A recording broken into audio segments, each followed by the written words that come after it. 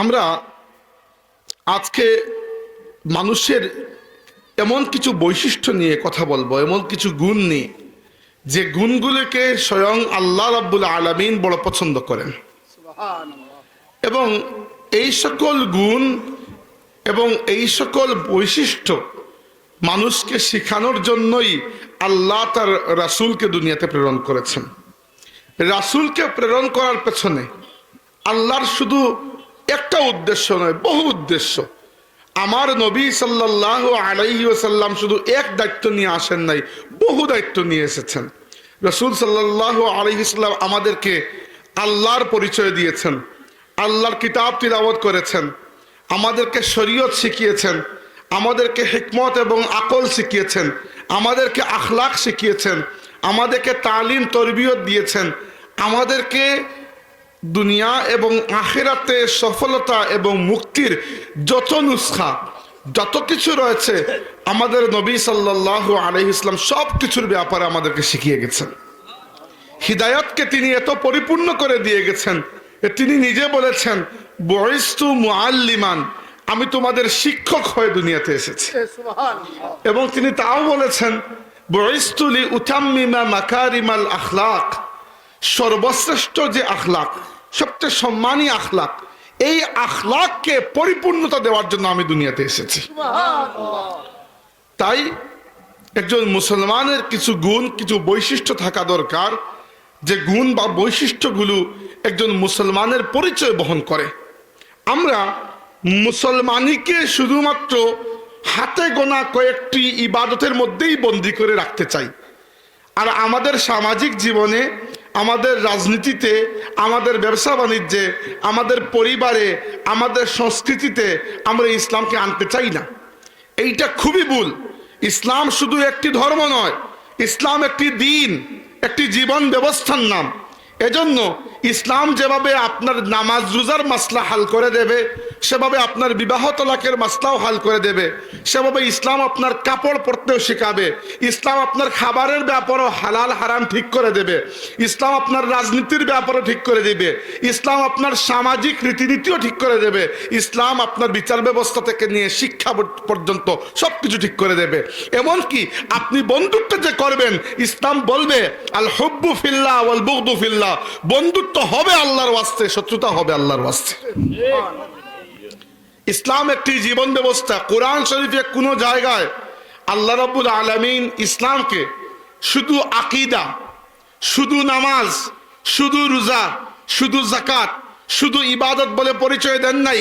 যত জায়গায় আল্লাহ দিয়েছেন বলেছেন ইন্নাদ-দীনা ইনদাল্লাহিল ইসলাম, আল্লাহর কাছে একমাত্র পছন্দনীয় দ্বীন হচ্ছে ইসলাম।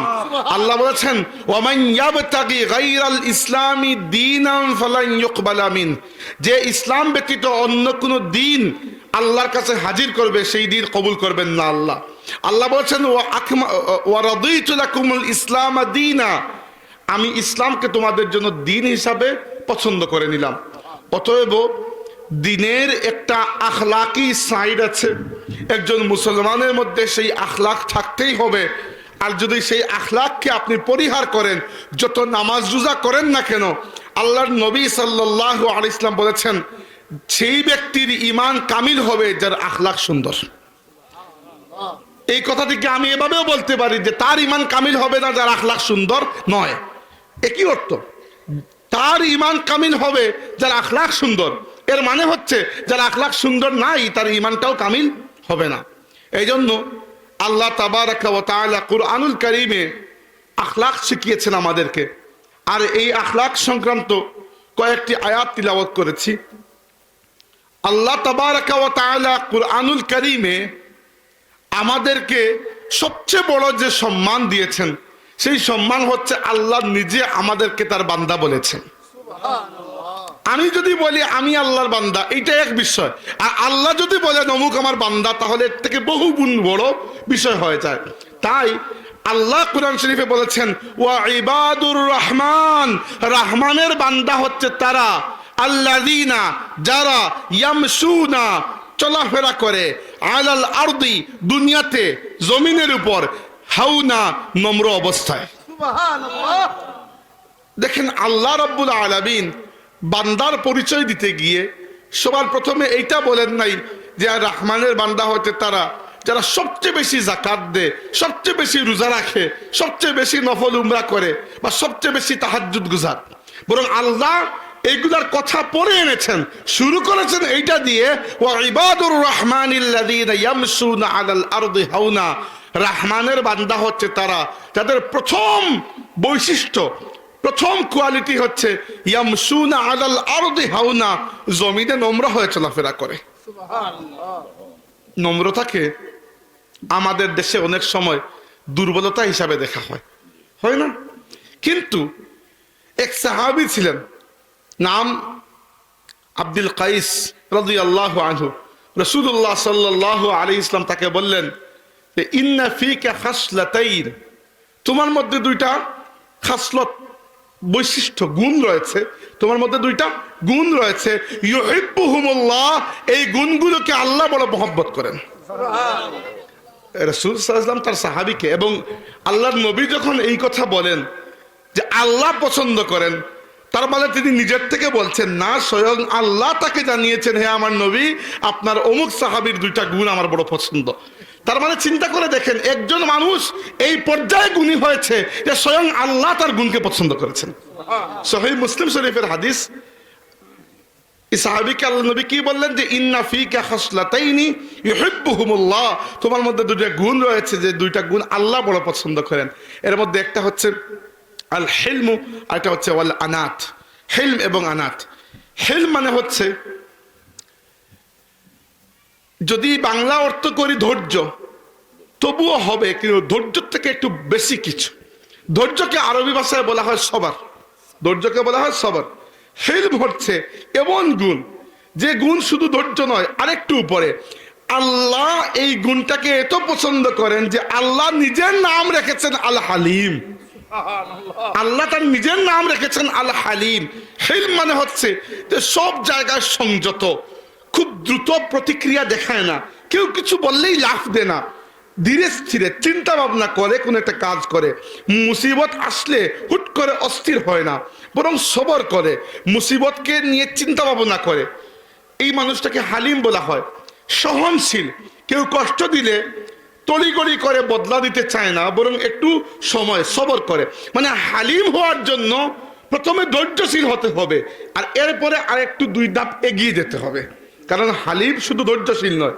দেখেন, আল্লাহ তার নিজের নাম রেখেছেন হালিম, আর তার খলিল, তার বন্ধু ইব্রাহিম আলাইহিস সালামকে আল্লাহ নিজে পরিচয় করাচ্ছেন, ইন্না ইব্রাহিমা লা হালিমুন আওয়াহুম মুনিব, নিশ্চয় ইব্রাহিম হচ্ছেন হালিম। শুধু হালিম নয়, লা হালিম, খুব বেশি হালিম। ইব্রাহিম খুবই সহনশীল। আওয়াহুন, আল্লাহর কাছে ক্রন্দনকারী। আওয়াহ মানে হচ্ছে যে যার দিলটা খুব নরম, আল্লাহর কাছে হাত উঠাইলেই কান্না আসে। মুনিব মানে সদা আল্লাহমুখী। দেখেন, ইব্রাহিম আলাইহিস ইসলামের পরিচয়টা আল্লাহ তো এভাবেও দিতে পারতেন যে ইব্রাহিম আমার কাছে কান্দে, ইব্রাহিম আমার মুখী, আল্লাহমুখী। এরপরে বলতে পারতেন দুনিয়াবি এই বৈশিষ্ট্য যে হালিম। না, আল্লাহ এই বৈশিষ্ট্যকে সবার আগে গুরুত্ব দিয়েছেন।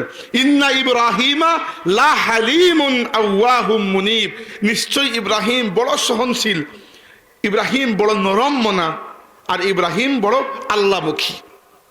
এছাড়া ইব্রাহিম আলাইহিস ইসলাম বিয়ে তো করেছেন প্রথমে তার স্ত্রী সারাহ আলাইহিস সালামকে, কোনো সন্তান হয় না। দ্বিতীয় বিয়ে করেছেন যখন বয়স 80-র উপরে, আমাদের মা হাজেরা আলাইহিস সালামকে। প্রথম সন্তান হয়েছেন ইসমাইল আলাইহিস সালাম, তখন ইব্রাহিম আলাইহিস সালামের বয়স প্রায় 86 বছর, প্রথম সন্তান। আর দ্বিতীয় সন্তান হয়েছেন ইসহাক, তখন ইব্রাহিম আলাইহিস সালামের বয়স প্রায় 100 বছর।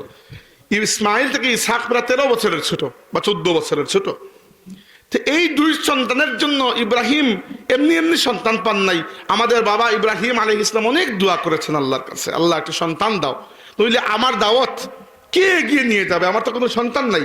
এক ভাতিজা ছিলেন লূত আলাইহিস সালাম, তাকেও আল্লাহ নবী বানিয়ে দিয়েছেন, নবী বানিয়ে দায়িত্ব দিয়ে দিয়েছেন অন্য জায়গায়। এবার ইব্রাহিম আলাইহিস সালামের মুরিদ বা খলিফা কে হবে? একজন তো খলিফা লাগবে। তো খলিফা সন্তান হলে তো ভালো, যদি যোগ্য সন্তান হয়। তো অনেক দোয়া করেছেন যে আল্লাহ আমাকে সালেহ আওলাদ দান করো, আমাকে নেক আওলাদ দান করো।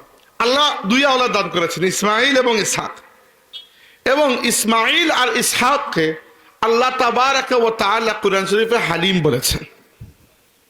এবার দেখা যায় যে ইব্রাহিম দোয়া করলেন সন্তানের জন্য নেক সন্তান, আর আল্লাহ দিচ্ছেন হালিম বা সহনশীল সন্তান। তার মানে বোঝা গেল হালিম যে ব্যক্তি তিনি নেক ব্যক্তি।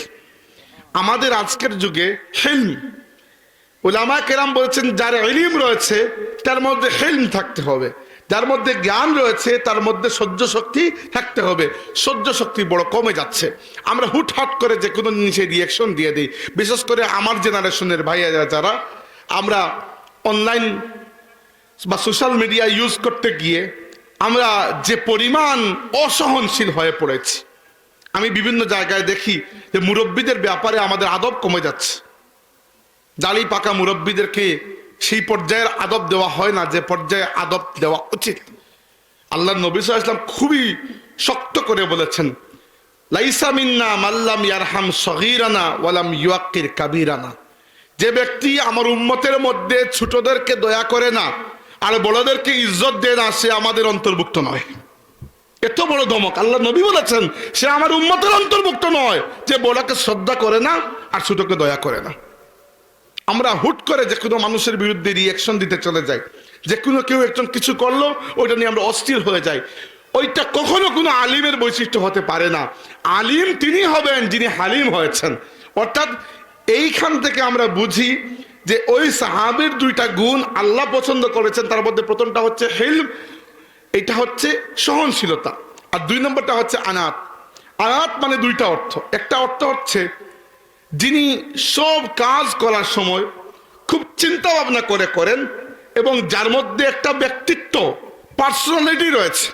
এবার যে ব্যক্তি যে কোনো কাজ করার সময় রিয়াকশন দেওয়ার সময় একটা বুঝে শুনে রিয়াকশন দিবে, বুঝে শুনে কাজ করবে, আপনারও ওই ব্যক্তির ব্যাপারে একটা শ্রদ্ধা আসবে যে এই ব্যক্তি যে কোনো মানুষ নয়।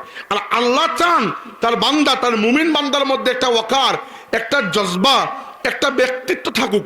মুমিন কোনো সময় অন্যের দ্বারস্থ হতে চায় না। আল্লাহ চান না যে মুমিন অন্যের দ্বারস্থ হোক। তাই আল্লাহর কাছে এই দুইটা গুণ বড় পছন্দ। একটা হচ্ছে ব্যক্তিত্ব আর আরেকটা হচ্ছে হিলম বা সহনশীলতা। এবার কোরআন শরীফের আয়াতে আসুন, আল্লাহ কি বলছেন? ওয়াইবাদুর রহমানিল্লাযীনা ইয়ামশুনা আলাল আরদি হাওনা। রহমানের বান্দা হচ্ছে তারা যারা জমিনে চলাফেরা করে বিনম্র অবস্থায়। বিনম্র কিরকম? এই তো দুইটা গুণ আমরা পেলাম। বিনম্র সেই মানুষ যে হালিম এবং যার মধ্যে আনাত রয়েছে, যার মধ্যে সহনশীলতা রয়েছে, দ্রুত মানুষের উপর প্রতিশোধ নেয় না, কেউ কষ্ট দিলে সবর করে। আর আনাত মানে হচ্ছে ডেলিবারেটনেস, যার মধ্যে চিন্তা ভাবনা করে কোনো সিদ্ধান্ত নেওয়ার যোগ্যতা রয়েছে। এটা হচ্ছে হাউনা বা নম্র হওয়ার গুণ। নম্র হওয়ার বিপরীত কি? অহংকারী হওয়া। এটাই তো বুক ফুলিয়ে হাঁটা। আল্লাহ রাব্বুল আলামিন আপনার আমার যে দুষ্টাকে সবচেয়ে বেশি অপছন্দ করেন সেটা হচ্ছে অহংকার। সবচেয়ে বেশি অপছন্দ করেন। দেখেন কোরআন শরীফে বারবার আপনি পাবেন ইবলিসের ব্যাপারে আল্লাহ বলেছেন আবা ওয়াস্তাকবারা। ইবলিস আমার কথাকে অস্বীকার করলো, আল্লাহর আদেশকে অমান্য করলো, আবা অমান্য করলো। কিন্তু অমান্য করার দুইটা সুরত আছে। একটা হচ্ছে ইবলিস হয়তো বুঝে নাই আল্লাহ কি বলেছেন, অমান্য করেছে। কিন্তু আল্লাহ বলেছেন ওয়াস্তাকবারা, ইবলিস অহংকার করে বসলো।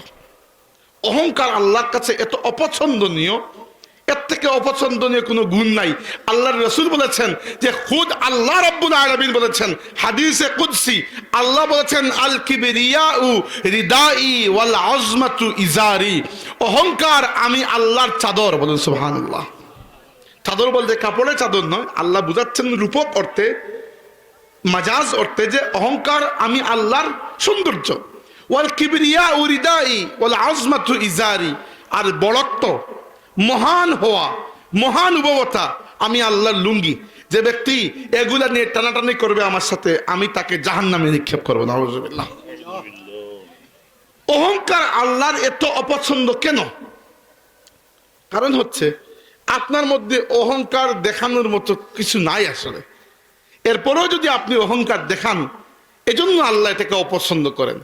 আপনি বলবেন নাই, কে বলল? আমি বলছি নাই।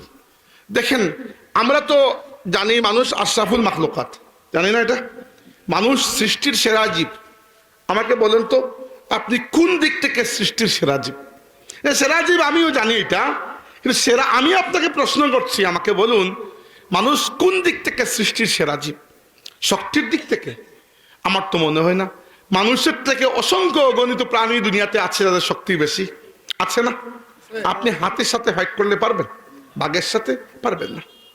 2 নাম্বার, মানুষ কি গতির দিক থেকে সবচেয়ে গতিশীল প্রাণী? মনে হয় না। ঘোড়ার সাথে দৌড়ে পারবেন? চিতাবাঘের সাথে পারবেন? পারবেন না। আচ্ছা, মানুষের হায়াত কি সবচেয়ে লম্বা?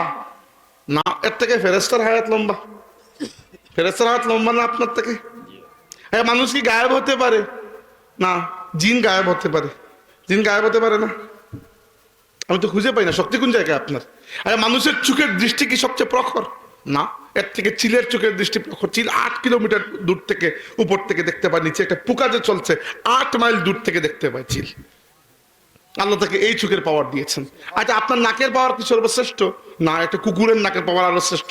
এই জন্য ডগ স্কোয়াড রাখা হয়, পুলিশ সাথে কুকুর রাখে, রাখে না? আচ্ছা, আপনার কানের শ্রবণ শক্তি কি সবচেয়ে শ্রেষ্ঠ? না, কারণ আমি যুদ্ধে ডাক দিলে আপনি সর্বোচ্চ এই গ্রামে শুনবেন, নবীগঞ্জ বাজারে তারা শুনবেন না।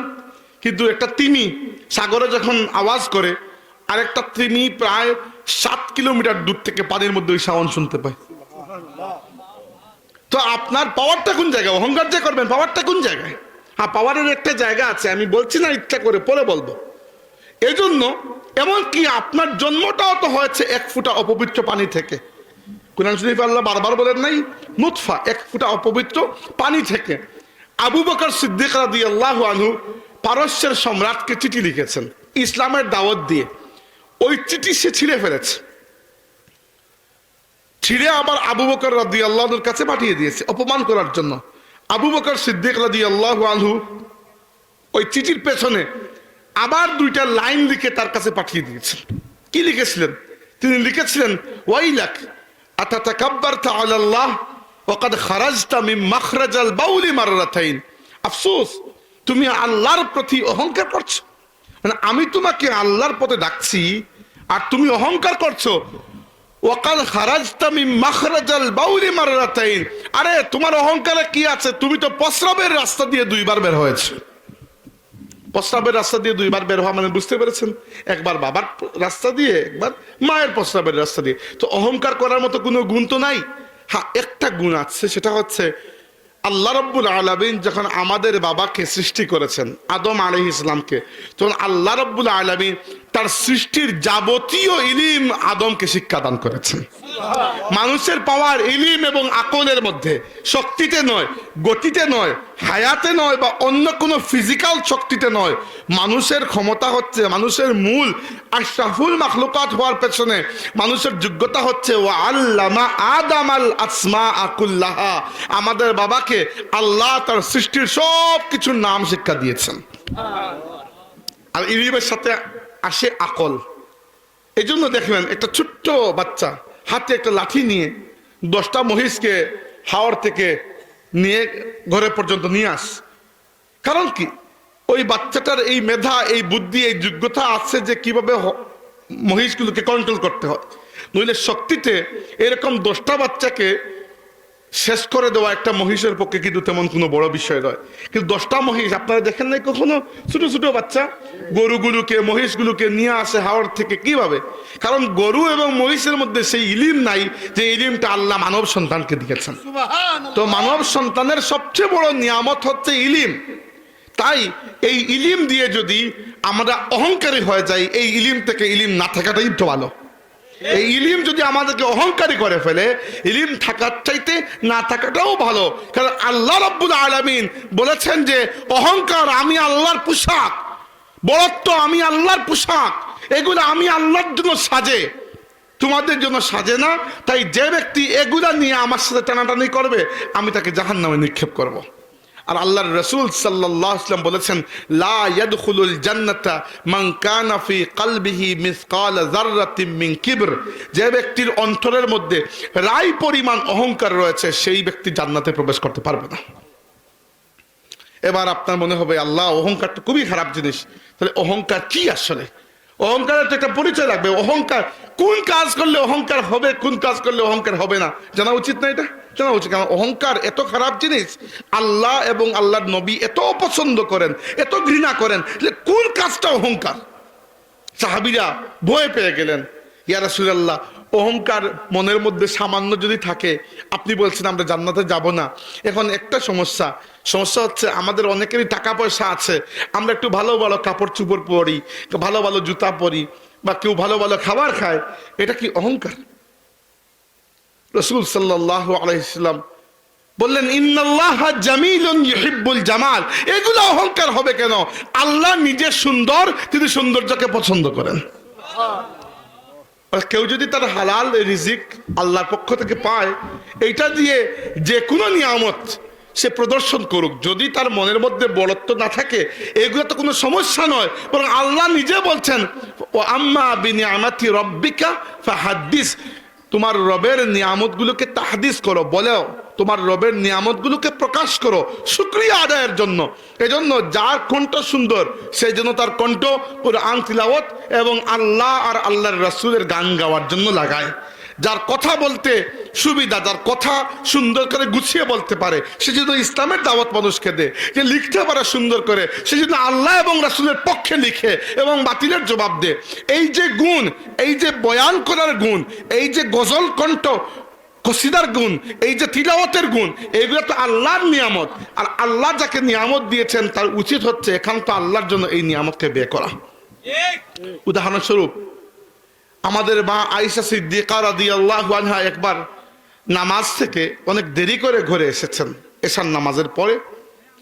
তৎকালীন সময়ে মহিলারাও মসজিদে যেতেন, কারণ আমাদের নবী সাল্লাল্লাহু আলাইহি ওয়াসাল্লামের ঘর মুবারক হুজরা আর মসজিদ একেবারে লাগোয়া, মানে একই দেওয়াল, এই পাশ ওই পাশ।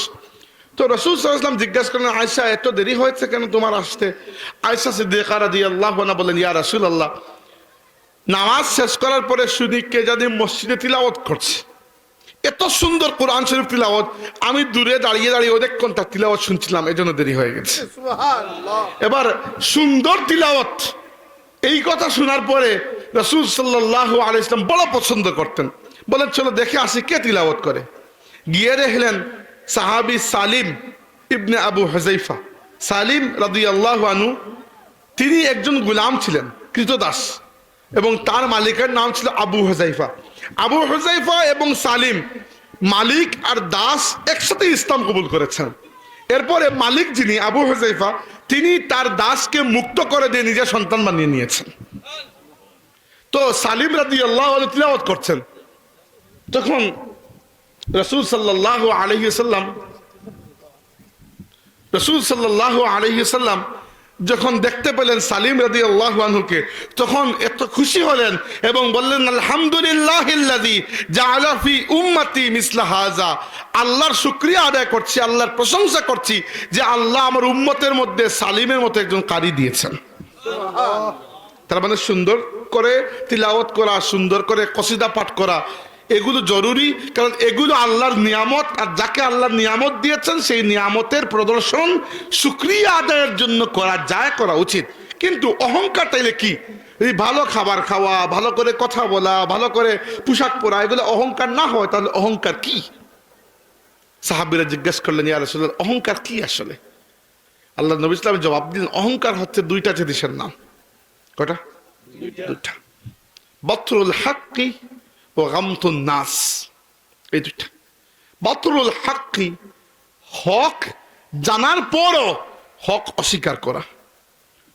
বুঝলেন না? একটু উদাহরণ দিই।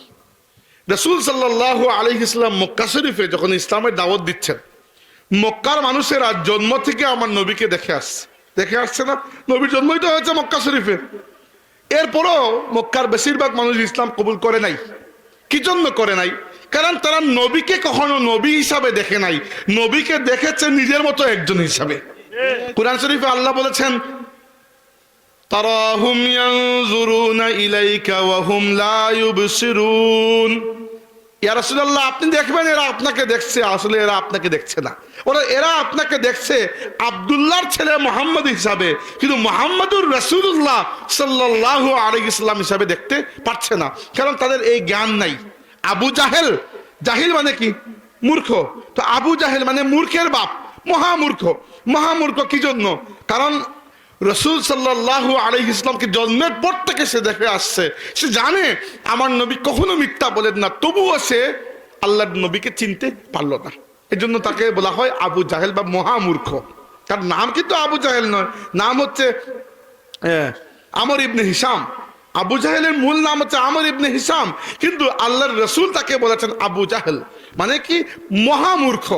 সে রসুল সাল্লাল্লাহু আলাইহি ওয়াসাল্লামকে জানে আল্লাহর নবী কখনো মিথ্যা বলেন না, তবুও একমাত্র রসুল হিসাবে না দেখার কারণে সে আল্লাহ নবীর প্রতি ঈমান আনে নাই। তো মক্কাবাসীর ঈমান না আনার কারণ হচ্ছে মূর্খতা। কিন্তু মদিনায় যাওয়ার পরে আল্লাহর নবী এমন একটা জাতির সাথে সাক্ষাৎ পেলেন যে জাতি তাকে খুব ভালো করে চিনত। এই জাতির নাম হচ্ছে ইহুদি জাতি। ইহুদি জাতি আহলে কিতাব না? তো আহলে কিতাব তারা, যাদেরকে আল্লাহ তাওরাত, ইনজিল, জাবুর এই কিতাবগুলো দিয়েছেন। আর এই কিতাবে আমাদের নবী সাল্লাল্লাহু আলাইহি ওয়াসাল্লামের ব্যাপারে সমস্ত বিস্তারিত সংবাদ আল্লাহ আগে থেকে দিয়ে দিয়েছেন। সুবহানাল্লাহ। আল্লাহ বলেছেন আহমদ আব্দি আল মুখতার, আহমদ আমার পছন্দনীয় প্রিয় বান্দা। আহমদ কার নাম? আমাদের নবী সাল্লাল্লাহু আলাইহি ওয়াসাল্লামের নাম আহমদ না? তো আল্লাহ রাব্বুল আলামিন বলেছেন তিনি আমার প্রিয় বান্দা। সমস্ত গুণাবলী পূর্ববর্তী আসমান কিতাবে আল্লাহ দিয়েছেন। এমনকি একটা ঘটনা পাই, রসুল সাল্লাল্লাহু আলাইহি ওয়াসাল্লাম শরীফে তাশরিফ নিলেন। মদিনার দুই ইহুদি নেতার মধ্যে একটা কথা হচ্ছে, আর কথা শুনেছেন কে? একজন মহিলা, তিনি পরবর্তীতে ইসলাম কবুল করেছেন এবং আমাদের নবীর সাথে তার বিয়ে হয়েছে। আমাদের মা সাফিয়া রাদিয়াল্লাহু আনহা, আল্লাহর নবীর স্ত্রীদের মধ্যে একজন। তিনি বলেছেন যে আমি শুনলাম আমার বাবা এবং আমার চাচা, তার বাবা এবং চাচা দুইজনই ইহুদি নেতা, এরা একজন আরেকজনকে জিজ্ঞেস করছেন যে আজকে যিনি এসেছেন তিনি কি শেষ নবী? তার কথাই কি আমাদের কিতাবে লেখা আছে? অপরজন বললেন হ্যাঁ তিনিই শেষ নবী, আমাদের কিতাব অনুযায়ী তিনিই শেষ নবী। তখন অপরজন বললেন তাইলে আমরা কি তার প্রতি ঈমান আনবো? দ্বিতীয়জন বললেন না, ঈমান তো আনবো না, বরং শেষ পর্যন্ত শত্রুতা করে যাব। এইটা কিন্তু মক্কার মানুষ থেকে আলাদা। মক্কার মানুষের ঈমান না আনার কারণ ছিল মূর্খতা, এদেরটা মূর্খতা নয়। এজন্য আল্লাহ বলেছেন ইয়ারিফুনাহু কামা ইয়ারিফুনা আবনাআহুম, ইহুদিরা আমার নবীকে সেইভাবে চিনতো যেভাবে নিজের সন্তানদেরকে তারা চিনে। এরপরও তারা ঈমান কবুল করে নাই। এটাকে কি বলা হয়? এটাকে বলা হয় জেনে শুনে হক অস্বীকার করা। এইটার নাম হচ্ছে বাতরুল হক্কি, জেনে শুনে হক অস্বীকার করা। কি জন্য? যে মানলে তো তোমাকে মানতে হবে, এই অহংকার। ইহুদিরা কেন ঈমান কবুল করে নাই জানেন? তারা চিন্তা করেছিল যে নবী আসবেন বনি ইসরাইল বংশের মধ্যে। ইব্রাহিম আলাইহিস সালামের আওলাদদের মধ্যে দুইটা শাখা, বনি ইসরাইল একটা আর বনি ইসমাইল একটা। তো বাকি যত নবী, মুসা আলাইহিস সালাম থেকে শুরু করে ঈসা আলাইহিস সালাম পর্যন্ত, এই দুজন হচ্ছেন রাসূল, আর বাকিরা নবী। নবীদের চাইতে রাসূলদের মর্যাদা একটু বেশি। তো বনি ইসরাইলের মধ্যে দুইজন রাসূল, মুসা আলাইহিস সালাম এবং ঈসা আলাইহিস সালাম। আর বাকি অনেক নবী, যেমন ইউসুফ আলাইহিস সালাম নবী, হারুন আলাইহিস সালাম নবী, এরা সবাই বনি ইসরাইলের নবী। দাউদ, সুলাইমান, জাকারিয়া, ইয়াহইয়া, ইউসা ইবনে নুন, শামুয়েল, তারপরে অনেক, এরা সবাই বনি ইসরাইলের নবী। তো ইহুদিদের মধ্যে একটা আশা ছিল যে শেষ নবী যিনি আসবেন তিনি তো হবেন শ্রেষ্ঠ নবী। আল্লাহ তো আগে বলে দিয়েছেন তিনি মনে হয় আমাদের বংশের মধ্যে আসবেন। এখন যেহেতু আল্লাহর রাসূল সাল্লাল্লাহু আলাইহি ওয়াসাল্লাম আমাদের নবী বনি ইসরাইল বংশে আসেন নাই, বরং ইব্রাহিম আলাইহিস ইসলামের প্রথম আওলাদ ইসমাইল আলাইহিস ইসলামের বংশে এসেছেন, শুধু নিজের বংশে নবী আসেন নাই। এই জন্য জেনে শুনে ইহুদিরা নবীকে নবী হিসাবে বিশ্বাস করে নাই। জেনে শুনে ইয়ারিফুনাহু কামা ইয়ারিফুনা আবনাআহুম, তারা নবীকে এইভাবে চিনতো এভাবে নিজের সন্তানদেরকে তারা চিনতো, তবুও তারা ঈমান কবুল করে নাই। এইটাকে আল্লাহ নবী বলেছেন অহংকার। এটাকে বলে অহংকার, বাতরুল হক্কি, জেনে শুনে হক কবুল করা। প্রায় সময় দেখা যায়, প্রায় সময় আমরা এরকম অনেক দেখেছি যে শুধু তোমার কথা মানলে তুমি বড় হয়ে যাবে, এই জন্য মানছি না। এরকম মানুষ পাওয়া যায় মাঝে মধ্যে। মানে আলিম উলামা ঠিক কথাই বলছেন, আলিম উলামা ঠিক কথাই বলছেন, কিন্তু সমাজ আর রাষ্ট্রের গুরুত্বপূর্ণ অনেক মানুষ মানছে না কথা। কি জন্য? তোমাকে কেন মানবো, এই অহংকার তাকে হক থেকে বিরত রেখেছে। এবার আমাকে একটা কথা বলুন,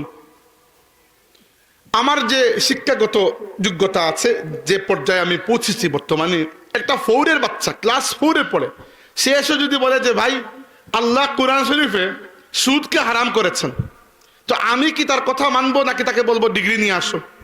মানবো। কারণ কি? কারণ আমার অলরেডি জানা আছে যে কোরআন শরীফে আল্লাহ সুদকে হারাম করেছে।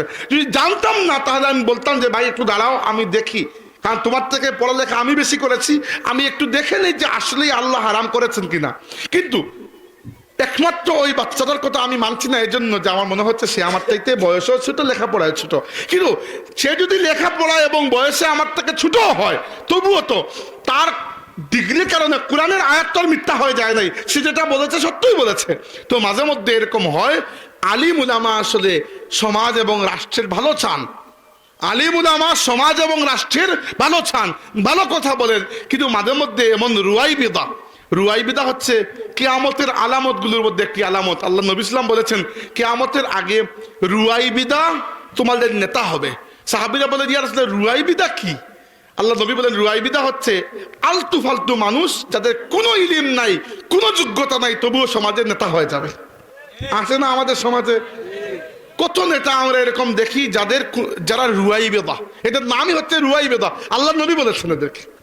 তো এইরকম রুয়াই বেদা যারা, এরা সমাজের কথাগুলো, এরা সমাজের সবকিছু দেখে জানে বুঝে, তবুও কবুল করে না। যে মসজিদের হুজুরের কথা যদি আমি কবুল করে ফেলি, যে হুজুর আমার উপরে চলে গেলেন, এই জন্য অনেক মানুষ কবুল করে না। এইটা অহংকারের প্রথম লক্ষণ, এবং আল্লাহ নবী বলেছেন এটা হচ্ছে বাতরুল হাক্কি, জেনে শুনে হক অস্বীকার করা। বলুন, যে ব্যক্তি কাল আল্লাহ পড়েছে, যে ব্যক্তি আল্লাহর কথাগুলো পড়েছে, যে ব্যক্তি রাসূলের কথা পড়েছে, অর্থাৎ কোরআন এবং হাদিস পড়েছে, সে কি চায় না সমাজের ভালো হোক? সে কি ভালো পরামর্শ দেবে না? কিন্তু সমাজে এই পরামর্শগুলোকে সবসময় গ্রহণ করা হয় না, এই জন্য সমাজ আস্তে আস্তে নষ্টামের দিকে যাচ্ছে। কিয়ামতের আলামতগুলোর মধ্যে একটা আলামত হচ্ছে আনতালিদাল আমাতু রাব্বাতাহা, দাসী তার মালিক জন্ম দেবে। অর্থাৎ ওলামায়ে কেরাম বলেছেন এই কথার একটা অর্থ হচ্ছে যে সন্তান মায়ের সাথে এইরকম খারাপ আচরণ করবে, মনে হবে মা তার দাসী আর সে হচ্ছে মায়ের মুনিব। নাউজুবিল্লাহ। এরকম কিছু কিছু আমাদের সমাজে আসতে শুরু করেছে না? এগুলো কি জন্য হয়েছে? কারণ সমাজে হক নিয়ে যারা ঘুরেন, হকের পক্ষে যারা তালকিন দেন, তালিম তরবিয়ত দেন, ওলামা মাশায়েখ আউলিয়া কেরাম, এদের কথাগুলোকে সমাজের নেতৃস্থানীয় কিছু মানুষ মানছে না। আর মানবে কিভাবে? আস্তে আস্তে আমাদের সমাজের নেতৃত্ব ভালো মানুষের হাত থেকে সরে সরে রুয়াই বিদা বা ফালতু মানুষের হাতে চলে যাচ্ছে। এই জন্য যে কোনো জায়গায় ওয়াজ মাহফিল হলে এখানে একটা প্রভাব বিস্তার হয় যে এই কথাগুলো ওয়াজ মাহফিলে আপনি যা বলছেন ওগুলোও খেয়াল করে বলা উচিত। ওয়াজ মাহফিলে এসে যদি খালি লাইলা আর মজনুর কাহিনী বলে চলে যান, এটা তো সমস্যা। আপনাকে ওয়াজে আনাও বেকার, মানুষের বসাও একেবারে বেকার হয়ে গেল। তো ওয়াজে যদি আপনি ঠিকঠাক কোনো জরুরি বিষয় নিয়ে কথা বলেন, এই কথাগুলো সমাজের মানুষের জন্য একটা সিলেবাস, একটা চলার পদ্ধতি, এবং ওয়াজ মাহফিলের মানুষের উপস্থিতি কিন্তু সামাজিক একটা প্রভাব সৃষ্টি করে। তাহলে প্রথম অহংকার কি পেলাম আমরা? জেনে শুনে হক অস্বীকার করা। 2 নম্বর গামতুন নাস, মানুষকে ছোট করা। মানুষকে ছোট করা তো বুঝেন, এটা তো বুঝাই দেওয়া লাগবে না। প্রথমটা বুঝাই দেওয়া লাগলো যে হক অস্বীকার করা অহংকার কিভাবে হয়। এভাবে হয় যে আপনি জেনে শুনে হক অস্বীকার করছেন। আর মানুষকে ছোট করা, মানুষকে ছোট করা এত বড় গুনার কাজ। খেয়াল করবেন, আল্লাহ রাব্বুল আলামিন প্রত্যেকটা মানুষকে এক বাবা এবং এক মা থেকে সৃষ্টি করেছেন, জানি তো আমরা।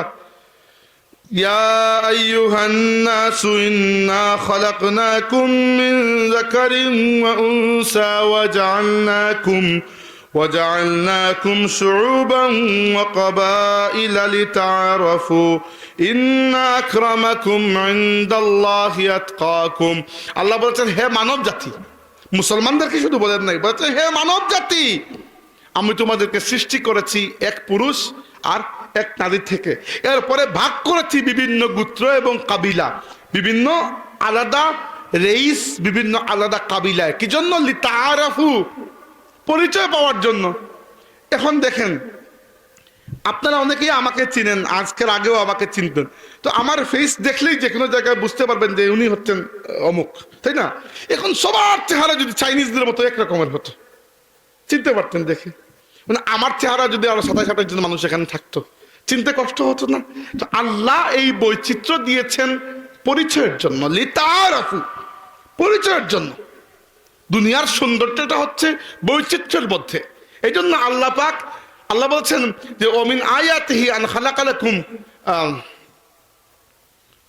আয়াতটা ভুলে গেছে, সূরা রুমের আয়াত। আল্লাহ বলছেন যে আল্লাহর নিদর্শনগুলোর মধ্যে একটা নিদর্শন হচ্ছে যে মুখতালিফান আলওয়ানুহু, আল্লাহ বিভিন্ন রং সৃষ্টি করেছেন। আর আল্লাহ রাব্বুল আলামিন তোমাদেরকে মুখতালিফ বা বিভিন্ন ধরনের ভাষা দিয়েছেন, এগুলোর মধ্যে সৌন্দর্য রয়েছে। কিন্তু এগুলাকে সম্মানের মাপকাঠি মনে করো না। কখনো মনে করো না যে তুমি বাঙালি হিসাবে একজন ভারতীয় বা একজন পাকিস্তানি বা একজন আরবি বা একজন ইরানির চাইতে শ্রেষ্ঠ। না, এইগুলো শ্রেষ্ঠত্বের মাপকাঠি নয়। ইন্না আকরামাকুম ইনদাল্লাহি আতকাকুম, আল্লাহর কাছে সবচেয়ে সম্মানী সে যার তাকওয়া সবচেয়ে বেশি। বাংলা ভাষা যারা কথা বলে, তারা ফার্সি ভাষা যারা কথা বলে, এদের চেয়ে শ্রেষ্ঠও নয়, নিচুও নয়। এইগুলা শ্রেষ্ঠত্বের মাপকাঠি নয়। শ্রেষ্ঠত্বের মাপকাঠি একমাত্র পরহেজগারিতা। আর যদি এই আয়াতের তাফসির দেখতে চান, সর্বশ্রেষ্ঠ তাফসির আমার নবী নিজেই করেছেন। কোন সময়? বিদায় হজের খুতবা শেষ দিকে। বিদায় হজের খুতবা তো চেনেন, আল্লাহ রাসূলের জীবনের শেষ খুতবা গুলোর মধ্যে একটা। এবং এই খুতবার মধ্যে আমার নবী সাল্লাল্লাহু আলাইহি ওয়াসাল্লাম তার জীবনের সব শিক্ষাকে একেবারে সন্নিবেশিত করে, ছোট করে দিয়ে দিয়েছেন মানুষকে। ওই খুতবার সময় তিনি বলেছিলেন, লা ফাদলা লি আরাবিয়্যিন আলা আজামিয়্যিন ওয়ালা লি আজামিয়্যিন আলা আরাবিয়্যিন ওয়ালা লি আহমার আলা আসওয়াদা ওয়ালা লি আসওয়াদা আলা আহমার ইল্লা বিত্তাকওয়া কুল্লুকুম বানু আদম ওয়া আদামু খুলিকা মিন তুরাব। মনে রাখো, কোন কালো ব্যক্তির মর্যাদা নাই কোন ফর্সা ব্যক্তির উপরে, কোন ফর্সা ব্যক্তির মর্যাদা নাই কোন কালো ব্যক্তির উপরে, কোন আরব ব্যক্তির মর্যাদা নাই আরবের বাইরে কারো উপরে, আর আরবের বাইরে কারো মর্যাদা নাই কিন্তু আরব ব্যক্তির উপরে। কুল্লুকুম বানু আদম, তোমরা সবাই আদম সন্তান। ও আদামু খুলিকা মিন তুরাব, আর আদমকে আল্লাহ মাটি দিয়ে বানিয়েছেন। আমাকে বলুন, দুনিয়াতে এইরকম কথা আর কেউ বলতে পেরেছিল? আচ্ছা, কথা তো অনেকেই বলেছে। এইরকম একটা সমাজ, একটা রাষ্ট্র ব্যবস্থা কায়েম করে দুনিয়াকে কেউ দেখাতে পেরেছিল আর আমার নবীর আগে? আমার তো মনে হয় না। আমার কি মনে হবে, ইংলিশ রাইটার H.G. ওয়েলস অনেক বড় একজন লেখক, এবং সে আমার নবীর ভক্ত নয়, সমালোচক, অনেক নিন্দা করেছে।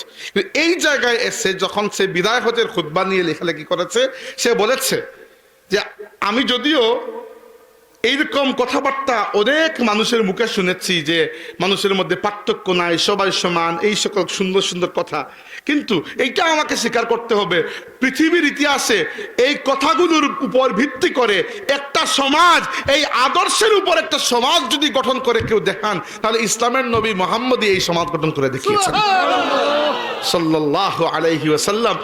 তাইলে বোঝা গেল যে আমার নবী সাল্লাল্লাহু আলাইহি ওয়াসাল্লাম শুধু কথায় নয়, কাজেও এরকম একটা সমাজ, একটা রাষ্ট্র গঠন করে দেখিয়েছেন। তো মানুষের মধ্যে পারস্পরিক যে বড়ত্ব আছে, এই বড়ত্বকে ইসলাম স্বীকার করে না। ইসলাম কেবল ইসলামের ভ্রাতৃত্ব, হ্যাঁ পরিচয় হিসেবে আপনার এলাকা, আপনার বংশ, এগুলো কোনো সমস্যা নেই। এবার যদি আমি আপনাকে জিজ্ঞেস করি আপনার বাড়ি কোন জায়গায়, তো আপনার তো বাড়ি কোনো না কোনো জায়গায় তো বলতে হবে। তো ওই বাড়ি, আপনার বাড়ি নবীগঞ্জ উপজেলায়, আমার বাড়ি জকিগঞ্জ উপজেলায়, ওইটা বলা কোনো সমস্যা নাই। কিন্তু যদি আপনি মনে করেন নবীগঞ্জ জকিগঞ্জ থেকে ভালো আর জকিগঞ্জ নবীগঞ্জ থেকে ভালো, ওইখানে সমস্যা চলে আসে। বুঝতে পেরেছেন? আপনি আপনারটা নিয়ে থাকেন, আমি আমারটা নিয়ে থাকলাম। আমাদের কারণ আমার সাথে চৌধুরী লাগানো, কারণ আমার সাথে খান লাগানো, কারণ আমার সাথে মজুমদার লাগানো, অন্য কিছু সমস্যা নাই, আপনার পদবি থাকুক। আপনি যদি মনে করেন আমি জন্মগতভাবে সবার চাইতে শ্রেষ্ঠ আর বাকি সবাই নিকৃষ্ট, তাহলে আপনি আল্লাহর নবীর কথার উল্টা গেলেন না? তো আপনার আল্লাহর কাছে মর্যাদা পাওয়ার একমাত্র মিডিয়াম হচ্ছে তাকওয়া, পরহেজগারি। অন্য কিছু দিয়ে আল্লাহর কাছে কিয়ামতের দিন আপনার মর্যাদা আপনি টিকাতে পারবেন না। তো আল্লাহ নবী সাল্লাল্লাহু আলাইহি ওয়াসাল্লাম বলেছেন, অহংকারের প্রথমটা হচ্ছে জেনে শুনে হক অস্বীকার করা, আর 2 নম্বরটা হচ্ছে গামতুন নাস, মানুষকে ছোট করা। মানুষকে ছোট করাও আবার দুইভাবে করা যায়। এই দুইভাবে যারা করে এদেরকে আল্লাহ নিজে লানত দিয়েছেন, বলেছেন ওয়াইলুল লিকুল্লি হুমাযাতিল লুমাযা। হুমাযা এবং লুমাযা এরা কারা? আল্লাহ বলছেন আফসোস হুমাযা এবং লুমাযার জন্য। হুমাযা এবং লুমাযা হচ্ছে একদল হচ্ছে যারা মানুষকে সামনাসামনি অপমান করে, আরেকদল হচ্ছে পিছনে যারা গীবত করে। সামনাসামনি অপমান আপনি সেই ব্যক্তির করতে পারবেন যাকে আপনি ভয় পান না, যে আপনার চাইতে র্যাঙ্কে ছোট, তাই না? নইলে তো সামনে অপমান করতে পারবেন না। আপনার অফিসের, আপনি হচ্ছেন অফিসের একজন অফিসার, তো অফিসের পিয়ন বা অফিসের দারোয়ানকে আপনি সামনাসামনি অপমান করতে পারবেন, সমস্যা নাই। কিন্তু আপনার অফিসের মালিককে আপনি পারবেন সামনাসামনি অপমান করতে? পরের দিন থেকে চাকরি আপনার খেয়ে ফেলবে। তাইলে আমরা সামনাসামনি অপমান করতে পারি শুধু আমাদের চাইতে র্যাঙ্কে যে ছোট তার, আর পেছনে গীবত করি ওই ব্যক্তির যার সামনে কিছু বলার সাহস আমাদের নাই। এই দুইটাই সমান ক্ষতিকর, কারণ আল্লাহ একই আয়াতের মধ্যে দুইটাকে জবা করেছেন, বলেছেন ওয়াইলুল লিকুল্লি হুমাযাতিল লুমাযা। প্রত্যেক হুমাযা এবং লুমাযা এরা আফসোস এদের জন্য, মানে এরা বরবাদ হয়ে গেছে। এই জন্য হাজিরিন, আমাদের সমাজ নষ্ট হওয়ার পেছনে বা সমাজের যাবতীয় নষ্টমির পেছনে যে কয়েকটা কারণ দায়ী, প্রথমটা হচ্ছে মিথ্যা, পরেরটা হচ্ছে হিংসা, আর পরেরটা হচ্ছে গীবত। দায়ী না? আপনি চিন্তা করে দেখেন, মানুষের নামে একে অন্যের কাছে চুগলি করে বেড়ায়। আচ্ছা, গীবত হারাম এবং গীবত কবিরা গুনাহ, এটা তো আমরা সবাই জানি, তাই না? জানি না? কিন্তু গীবতের চাইতেও ভয়ঙ্কর আরো বিষয় আমাদের সমাজে প্রচলিত আছে। দুইটা কথা বলবো আজকে। এর মধ্যে একটা হচ্ছে যে গীবত হচ্ছে একজন মানুষের ব্যাপারে আপনি সেই কথা বললেন যে কথাটা ওই মানুষের মধ্যে আছে। একজন মানুষ একটা দোষ করেছে, আপনি তার অনুপস্থিতিতে আরেকজনকে গিয়ে এটা বলে দিলেন, এটা হচ্ছে গীবত। গীবত তো বুঝতে পারেন, তাই না? আচ্ছা, গীবত থেকেও মারাত্মক একটা বিষয় হচ্ছে, সেটার নাম হচ্ছে মিথ্যা অপবাদ। আরবি ভাষায় বলা হয় বুহতান। বুহতান মানে হচ্ছে একজন মানুষ একটা দোষ করে নাই, আপনি বানিয়ে বানিয়ে তার নামে ওইটা বলে বেড়াচ্ছেন। আছে না আমাদের সমাজে এরকম মানুষ? এবং সমাজকে নষ্ট করার পেছনে এদের দায় সবচেয়ে বেশি বড়। অর্থাৎ অন্যের ঠুটে উঠার জন্য আরেকজনের নামে বানিয়ে বানিয়ে আপনি বলছেন, এবং এটা এত বড় অপরাধ। আল্লাহ নবী সাল্লাল্লাহু আলাইহি ওয়াসাল্লাম গীবতের ব্যাপারে তো স্বয়ং আল্লাহই বলেছেন যে আইয়ুহিব্বু আহাদুকুম আন ইয়াকুলা লাহমা আখিহি মাইতান ফাকারিহতুমু। তোমরা কি তোমাদের মৃত ভাইয়ের গোশত ভক্ষণ করতে পছন্দ করবে? ফাকারিহতুমু, তোমরা অপছন্দ করবে। পছন্দ করার তো কোনো কারণ নাই। যে ব্যক্তি গীবত করলো যেন সে তার মরা ভাইয়ের গোশত ভক্ষণ করে ফেললো। আর মিথ্যা অপবাদ যেটা আল্লাহ নবী সাল্লাল্লাহু আলাইহি ওয়াসাল্লাম বলেছেন যে মান ক্বালা ফি মুমিনিন মা লাইসা ফিহি আসকানাহুল্লাহু রাদগাতাল খাবালি হাত্তা ইয়াখরুজা মিম্মা ক্বালা। যে ব্যক্তি কোনো মুসলমানের ব্যাপারে বানিয়ে বানিয়ে মিথ্যা অপবাদ দিয়ে বেড়ায়, যেটা যে করে নাই তার নামে ওটা বলে দিচ্ছে, কিয়ামতের দিন ওই ব্যক্তিকে আল্লাহ রাদগাতুল খাবালের মধ্যে চুবিয়ে রাখবেন। রাদগাতুল খাবাল হচ্ছে সেই কূপ, সেই গর্ত যেখানে জাহান্নামীদের রক্ত এবং পুজ গিয়ে জমা হবে। এখানে চুবিয়ে রাখবেন যতক্ষণ না সে তার কথা থেকে রিট্রাক্ট করে, তার কথাকে উড্ড করে এখান থেকে বের হয়। এত বড় অপরাধ, এত বড় গুনাহ। এরপরে আমাদের সমাজে প্রায় সময় দেখা যায় একে অন্যকে ফাঁসানোর জন্য মিথ্যা মামলা দিয়ে দেওয়া হয়, হয় না? প্রতিহিংসামূলক মামলা, রাজনৈতিক মামলা। এটা আওয়ামী লীগের আমলে যেরকম, এখনকার আমলেও সেরকম, হয়তো এর আগে বিএনপির আমলেও এরকম ছিল। এত তো আর আমার রেকর্ড রাখি নাই কখন কে দিয়েছে, কিন্তু এইগুলো আমরা প্রত্যেক সরকারের সময় দেখি। যারা একটু শক্তি হাতে থাকে এরা প্রতিপক্ষকে গাহিল করার জন্য মিথ্যা মামলা দিয়ে দেয়। অথচ রাসূল সাল্লাল্লাহু আলাইহি ওয়াসাল্লাম বলেছেন মান খাসামা বাতিলান ওয়া হুয়া ইয়ালামুহু, যে ব্যক্তি জেনে শুনে মিথ্যা মামলা দেয়, যে ব্যক্তি জেনে শুনে কারো প্রতি মিথ্যা বিচার দেয়। আল্লাহর রাসূল মামলা অর্থে বলেন নাই, বিচার অর্থে বলেছেন, কিন্তু আজকের যুগে মামলা অর্থেও এটাকে নেওয়ার সুযোগ আছে, কারণ এখন তো আর বিচার গ্রামে গঞ্জে হয় না, হয় আদালতে। তো যে ব্যক্তি জেনে শুনে মিথ্যা মামলা দেয়, সে ওই মিথ্যা মামলা পরিহার করার আগ পর্যন্ত আল্লাহর গজব, আল্লাহর রাগ তাকে ঘিরে রাখে। অথচ আমাদের সমাজে মিথ্যা মামলা দেবার অভাব নাই। প্রতিহিংসামূলক মামলা দিয়ে একে অন্যকে হয়রানি করা, তো এইগুলা হচ্ছে মানুষকে ছোট করার মাধ্যম। মানুষকে ছোট করা। তো মানুষকে বিভিন্নভাবে ছোট করা যায়। তো আজকে পুরোটা ওয়াজ আমরা অহংকার নিয়েই করলাম মূলত। যে অহংকার আমরা কি শিখলাম, শেষ করে ফেলবো, 7টা বেজে গেছে। আমরা কি শিখলাম? শিখলাম যে অহংকার হচ্ছে আল্লাহ এবং রাসূলের কাছে সবচেয়ে দুর্গন্ধ, অপছন্দনীয়, সবচেয়ে ঘৃণিত দুইটা একটা অভ্যাস। আর অহংকারের বিপরীতটা হচ্ছে বিনয়। আর আল্লাহ সেই ব্যক্তিকে সবচেয়ে বেশি পছন্দ করেন যে বিনয়ী হয়ে চলাফেরা করে। আর অহংকার মানে কি? ভালো কাপড় চোপড় পরা কিন্তু অহংকার নয়। অহংকার মানে দুইটা জিনিস, একটা হচ্ছে বাতরুল হাক্কি, জেনে শুনে হক অস্বীকার করা, আর একটা হচ্ছে গামতুন নাস, মানুষকে ছোট করা। আর বিশেষ করে মানুষকে ছোট করার ক্ষেত্রে আমরা জানলাম যে 3টা বিষয় কখনো করা যাবে না। একটা হচ্ছে গীবত। গীবত মানে কি? একজন একটা দোষ করে ফেলেছে, আপনি তাকে না বলে তার অনুপস্থিতিতে গিয়ে অন্যকে বলে বেড়াচ্ছেন, অন্যের কাছে চুগলি করছেন, এটা হচ্ছে গীবত। এটা হারাম কবিরা গুনাহ। এর থেকে বড় হারাম, এর থেকে বড় কবিরা গুনাহ হচ্ছে একজন মুসলমান একটা কাজ করে নাই, একটা দোষ করে নাই, আপনি খামোখা বানিয়ে মিথ্যাটার নামে গিয়ে আরেকজনকে বলে বেড়াচ্ছেন। এটা বুহতান, এবং এর মাধ্যমে আপনার এত বড় গুনাহ আপনি মাথায় তুলেন যে আল্লাহ কিয়ামতের দিন জাহান্নামীদের পূজের মধ্যে চুবাই রাখবেন। আর 3 নম্বরটা হচ্ছে মান খাসামা বাতিলান ওয়া হুয়া ইয়ালামুহু লা লান ইয়ানজিআ আনহু সাখাতিল্লাহি আও কামা ক্বালা সাল্লাল্লাহু আলাইহি ওয়াসাল্লাম। যে ব্যক্তি জেনে শুনে কারো প্রতি মিথ্যা মামলা দেয় বা মিথ্যা বিচার দেয়, মিথ্যা সালিশ ডাকে, কারো প্রতি মিথ্যা অভিযোগ চাপায়, যতক্ষণ সে ওই অভিযোগ তুলে না নেবে, ওই ব্যক্তি সাখাতিল্লাহ, আল্লাহর রাগ ওই ব্যক্তিকে পরিবেষ্টন করে রাখবে। নাউজুবিল্লাহ। তো আমাদের সমাজকে সুন্দর করতে হলে আল্লাহর রাসূল আমাদেরকে যে আখলাকগুলো থেকে, যে আখলাকগুলোর প্রতি আমাদেরকে তরবিয়ত দিয়েছেন, আর যে খারাপ বৈশিষ্ট্য থেকে আমাদেরকে পাক করতে চেয়েছেন, আমরা কি সেগুলো থেকে বিরত থাকা উচিত নয়? তো এই জন্য অহংকার সবচেয়ে বড় দোষ। অহংকারের চাইতে দোষ আর কিছুই নাই। মানুষের অহংকার করার কিছুই নাই। আপনি মাটি থেকে উঠেছিলেন, মিনহা খালাকনাকুম ওয়া ফিহা নুঈদুকুম ওয়া মিনহা নুখরিজুকুম তারাতান উখরা। মৃত্যুর পরে আপনার যা কিছু নিয়ে অহংকার ছিল, মৃত্যুর সাথে সাথে সব কিছু হাত থেকে এমনভাবে চলে যাবে যে আপনাকে 24 ঘন্টা মাটির উপরে রাখতেও কেউ পছন্দ করবে না, আপনার শরীর থেকে গন্ধ বের হবে। এজন্য অহংকারের কোনো কিছুই নাই। যারাই অহংকার মনের মধ্যে পুষে রাখেন, মনে রাখবেন কিয়ামতের ময়দানে আল্লাহ নবী সাল্লাল্লাহু আলাইহি ওয়াসাল্লাম বলেছেন, কিয়ামতের ময়দানে অহংকারী, তাকে দেখতে মানুষের মতো তার চেহারা হবে, কিন্তু সাইজকে আল্লাহ ছোট করে পিপিলিকার মতো করে দেবেন।